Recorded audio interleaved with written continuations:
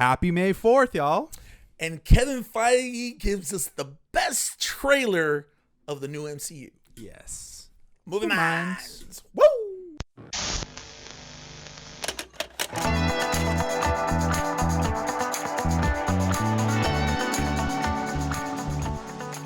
Hey guys, this is Ish. And this is Ant. And we're Movie Minds, where we keep you up to date with all the movie news, reviews, and some shows. And guys, follow us on all our social media platforms, Facebook, Twitter, all that good stuff, guys. We got a lot of content there.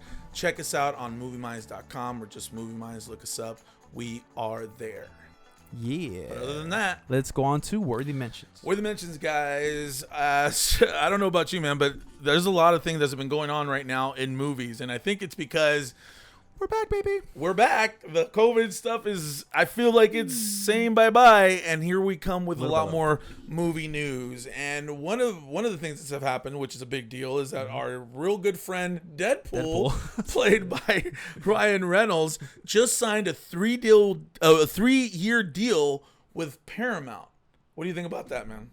Well, I am excited to see what Maximum Effort, which is the name of the movie production company, the studio, yeah, what they do, because Ryan Reynolds has this creative taste. There's a specific tone to what he does, and everything that he's coming out with, man, he's on fire right now, dude. I know that the video game movie, the new guy or something, amazing to me. I'm really excited about that. Let's see what happens there. Yeah, I'm excited because this guy, obviously, he has come up with a lot of the things that have happened so far. Even with Deadpool and the direction that they took with him was a lot of his idea.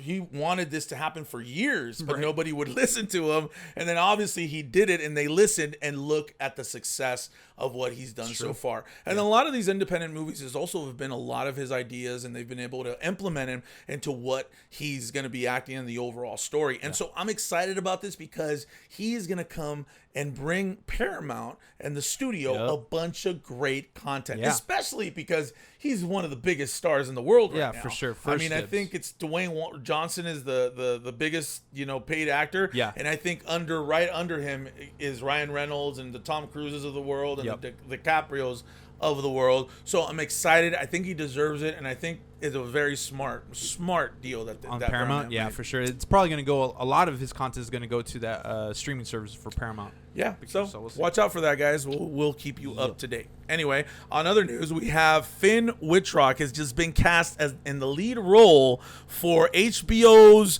Max series, The Green Lantern, as Guy Gardner. Yeah, Guy Gardner. Guy Gardner.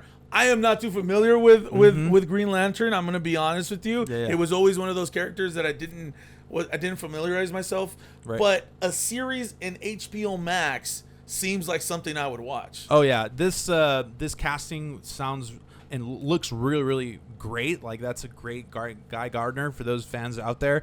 I think you would agree with me on that one. HBO Max is coming out with the big guns. The Green Lantern is not only a big DC character, but also it requires a big production. Everything is CGI. There's no real green energy out there, so we do have to have a lot of CGI in that.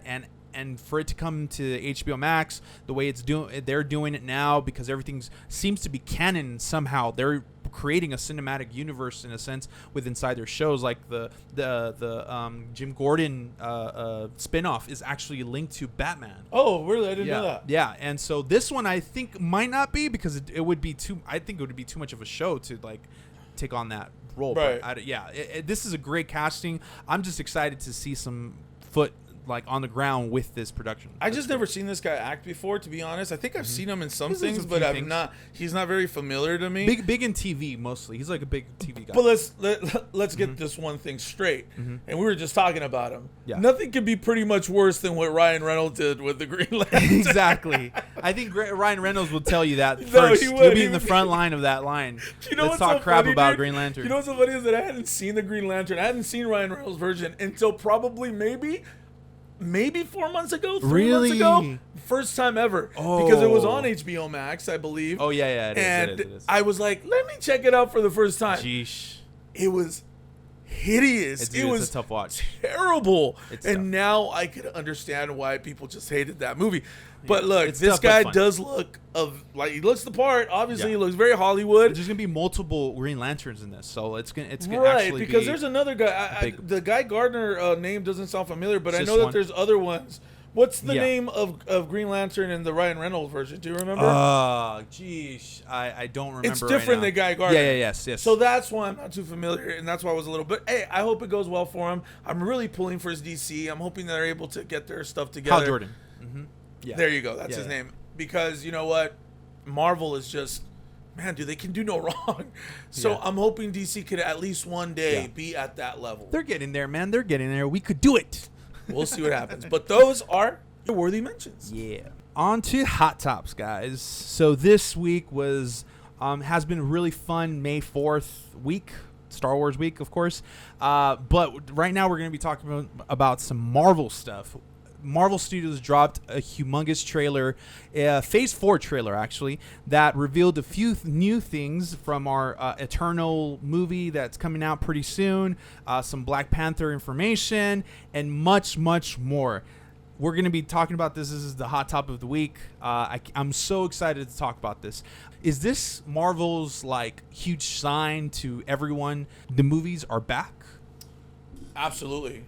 I feel like it was very time thought, like they knew that they were going to do something like this at some point when everything was going to crap with the whole COVID thing. Yeah.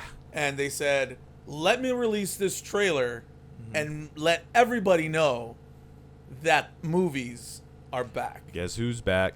Yep. Back again, man. Yes. And you know what? In very Marvel-ish style, Dude, Kevin Feige delivered a doozy of a trailer. And a lot of people would think, oh, it's just a lot of old, a lot of old. But the way that they did it, the heart that they did it, the fact that they put Stan Lee's voice to talk in the beginning of it, I will tell you this, I was tearing up. Yeah, I almost cried. Because it was that special, it was that great, and I had a great time watching it. What do you think? I same exact thing what you said. I almost cried as well.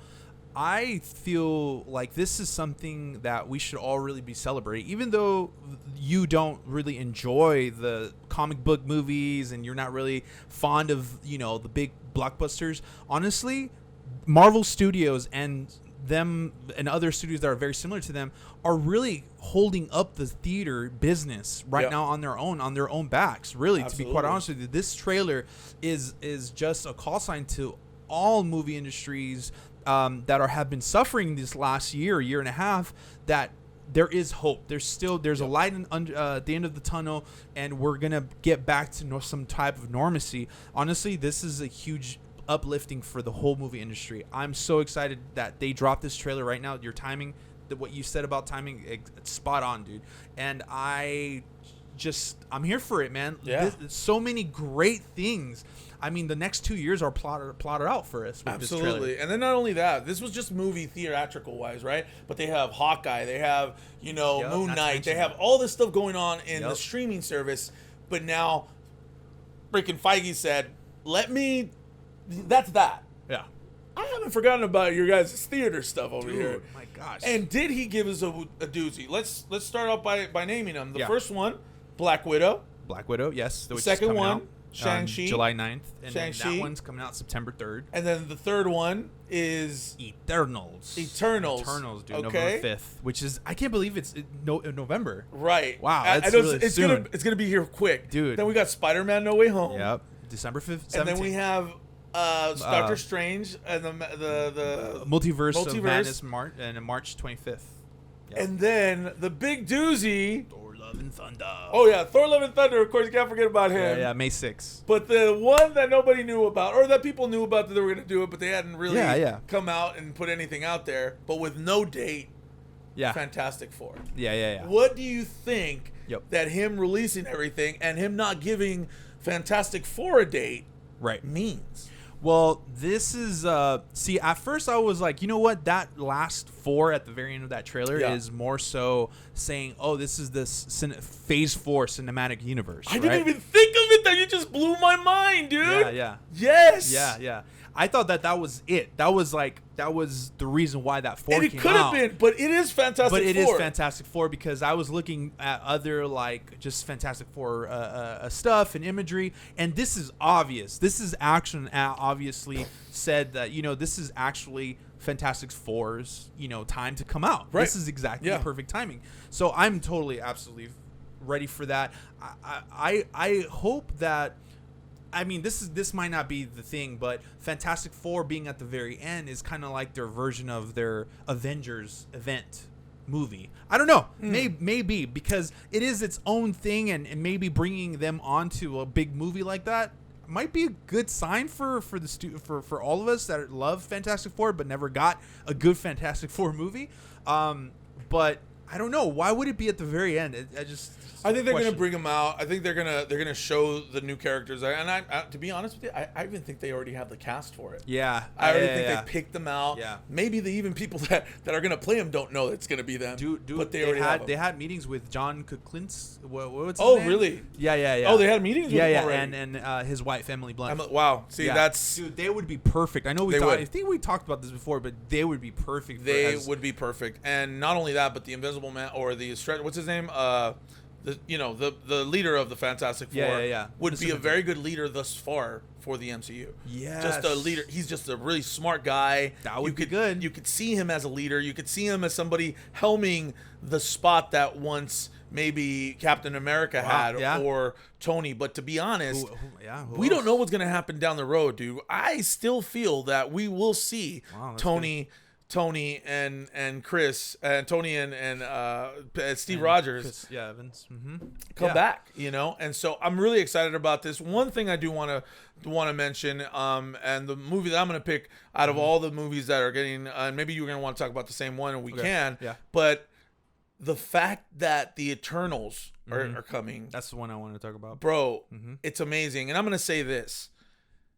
Never have I ever thought that a movie can be an Oscar-worthy movie until now, this movie. Now you say, well, Anthony, you haven't heard anything about it, and you don't know what's... No, but the fact that Kevin Feige picked this lady, I don't know, I forget her name, but she just... Chloe, we could call her Chloe. She just won the Oscar for No Man Land, okay? They picked her before she won the Oscar. Yep. She must have pitched a hell of a movie to them to be able to helm that. And the fact that she did it, and watching No Man Land a little bit, I haven't finished watching all of it, but I'm still in the middle of it. Okay, yeah. Great so far. Okay. I was going to watch it. It's there's a reason why I won the Academy Award. And the fact that they got her for it, dude, I'm so excited to see what they do with the Eternals. So that's a big statement because it's a huge movie, right? There's a lot of galactic space, it's kind of like a space opera from what I've seen.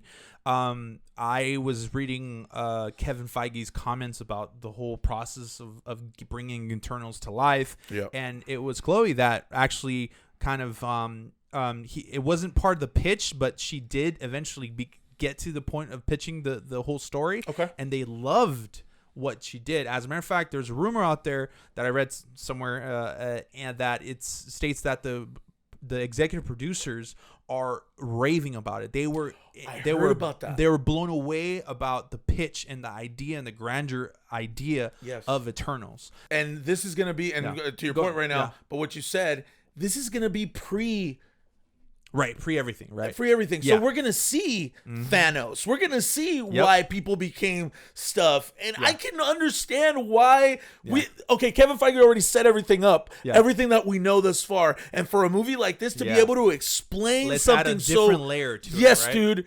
And this lady's coming a helmet, bro.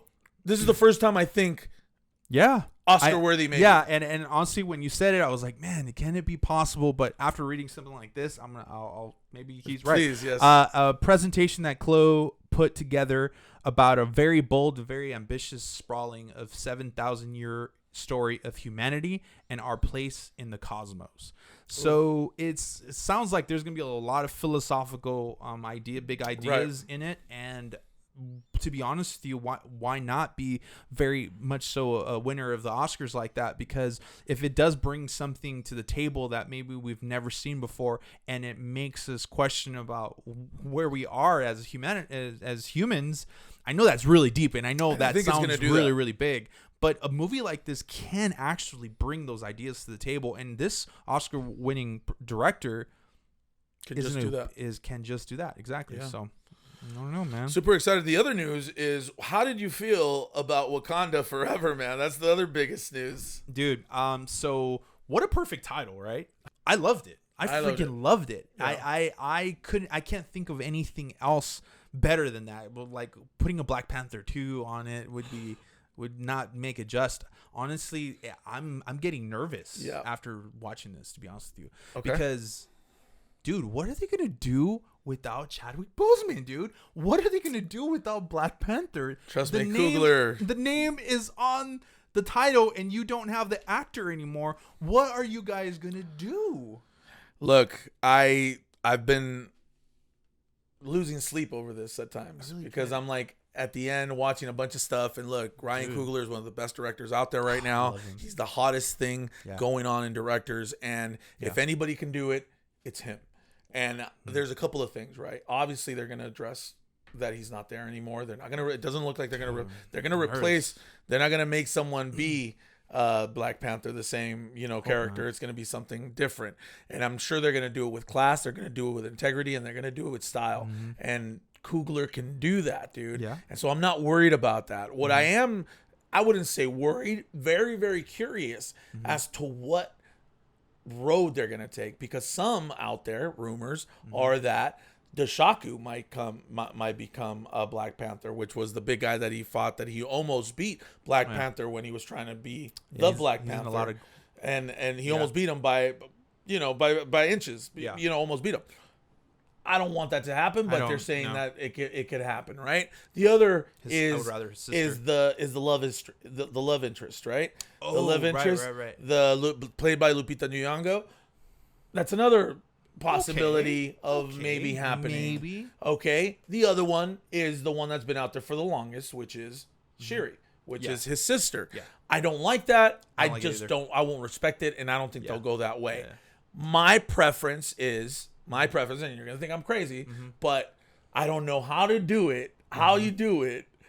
Bring Killmonger back and make him the Black Panther, because there's nobody else that could play that I think could be better than play Black Panther after Chadwick leaving than Michael B. Motherfreaking Jordan. Yeah. And if he does that, dude, I will be ecstatically happy that he does that. It might not make sense. I might be completely out there. That is not only the best option, but it's the most crazy out of this world. How do you do it though?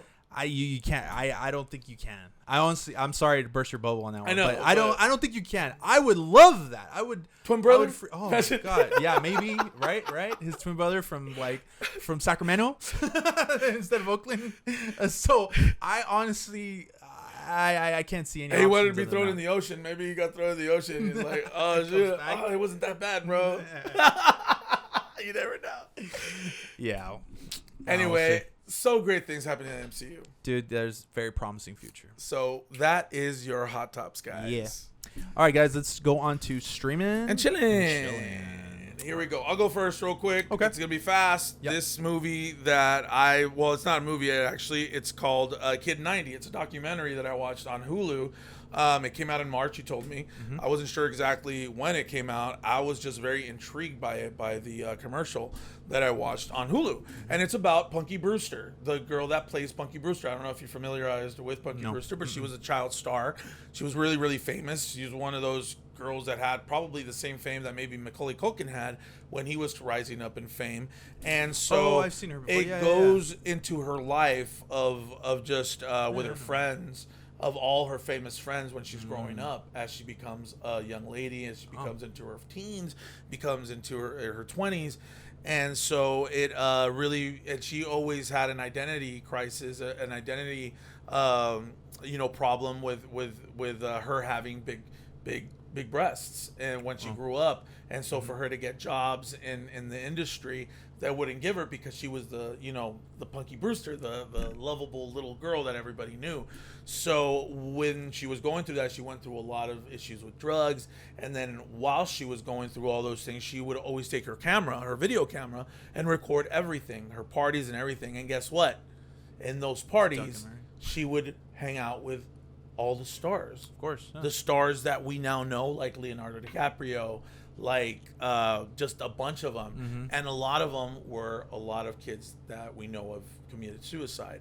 And so the show really talks about a lot about how a star that comes up that way, or even people that come up in fame or as when they're kids, deal with their identity crisis, or nothing else feels good. They already have everything they want, and they can't seem to be happy with it. Nothing makes them happy anymore, and they just don't want to deal with life anymore. And so there's like at least 8 different suicides that happen within her life. Whoa. And she takes you on that ride of things, and it really makes you wonder and makes you really think, or at least it did to me, that man, everybody wants to be successful, but there's a price to pay on that one.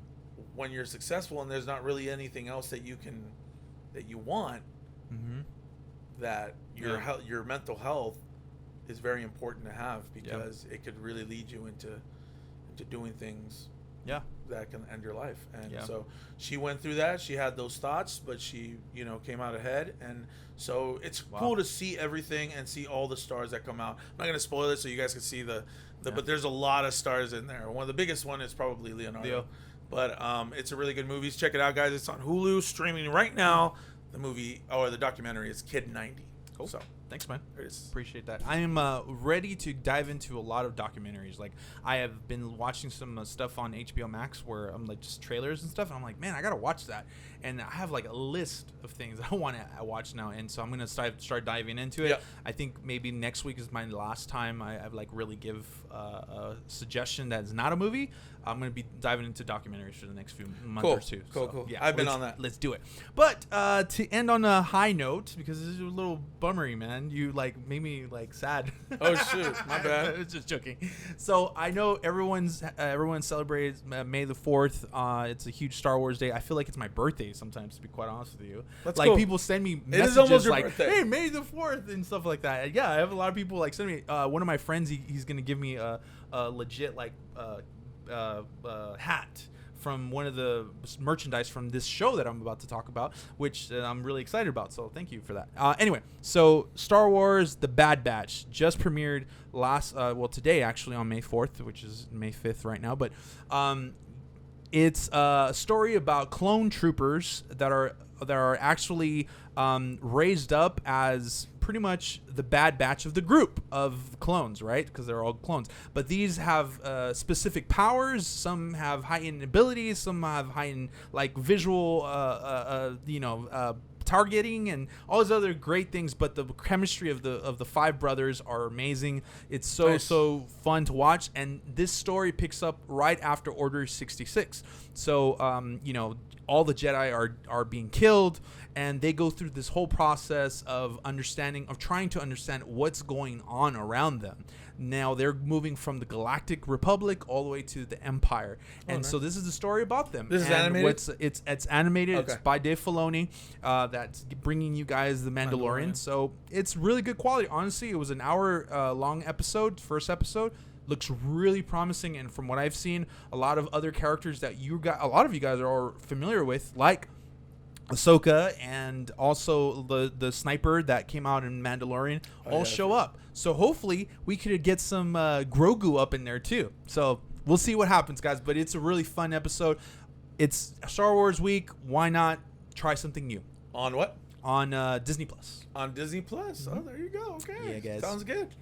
All right, man. Yep. Well, we got our movie fix in today. I don't know how long we went over, but I think we did. Yeah, we'll be fine. Hey, guys, we thank you for all the watches. If you guys have any comments, anything you guys want to rebuttal here, or anything you guys want to conversate, please drop a comment below. We always like when you guys ask us questions or just tell us anything. We love that stuff. Yeah, guys. Thank you, guys. Keep following. Keep watching. Thank you. And as always, and like always, stay movie-minded. Woo!